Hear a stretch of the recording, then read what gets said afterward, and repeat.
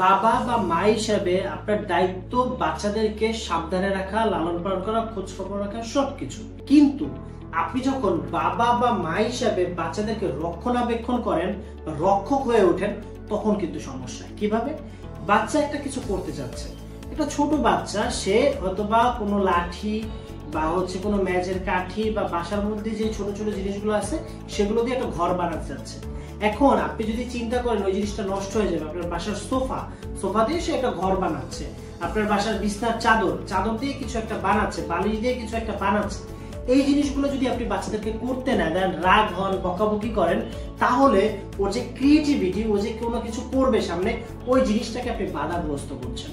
তো এই কাজটা করা যাবে না। ওদেরকে এই জায়গায় রক্ষণাবেক্ষণ হয়ে যাবে না যে এটা ভেঙে গেলে কি হবে, এটা নষ্ট হলে কি হবে, ওদেরকে এই জায়গায় ছাড়তে হবে। ছাড়লে ওদের ক্রিয়েটিভ মাইন্ডটা কাজ করবে, এবং কাজ করলে ওরা সামনে ইনশাল্লাহ বড় হবে।